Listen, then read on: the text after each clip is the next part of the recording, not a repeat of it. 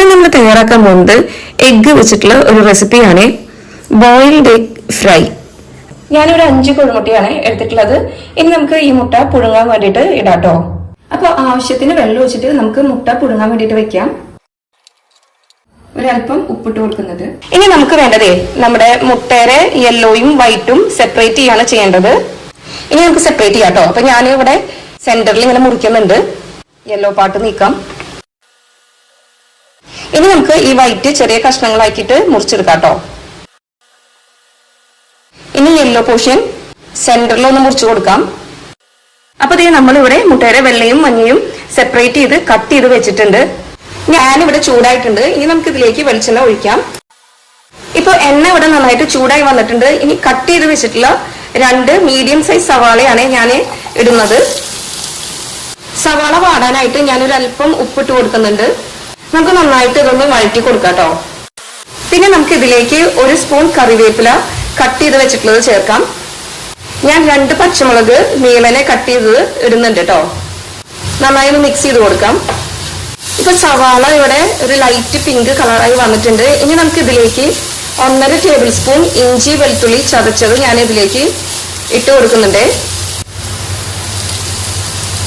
നമുക്ക് നന്നായിട്ടൊന്ന് വഴറ്റിയെടുക്കാം കേട്ടോ.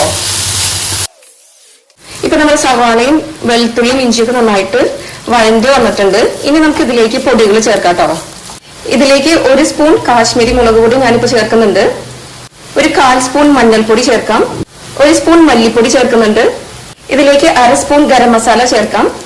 ഇതിലേക്ക് ഒരു 1/4 സ്പൂൺ ജീരകപ്പൊടി ചേർക്കുന്നുണ്ട്. ഇതിലേക്ക് ഒരു 1/4 സ്പൂൺ കുരുമുളക് പൊടി ചേർക്കുന്നുണ്ട്.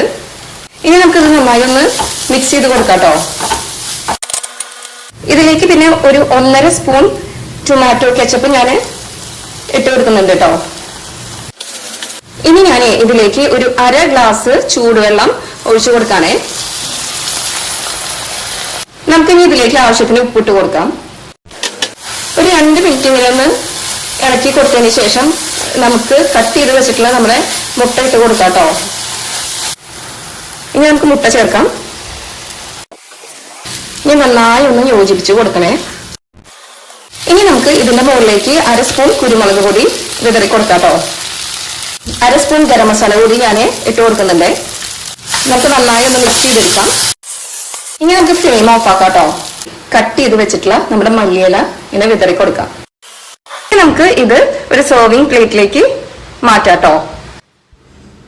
നമ്മൾ ഇന്ന് തയ്യാറാക്കിയിട്ടുള്ള ഈ റെസിപ്പി നിങ്ങൾക്ക് ഇഷ്ടപ്പെട്ടുവെങ്കിൽ എന്റെ ഈ ചാനൽ ഒന്ന് സബ്സ്ക്രൈബ് ചെയ്ത് ലൈക്കും ഷെയറും ചെയ്യണേ.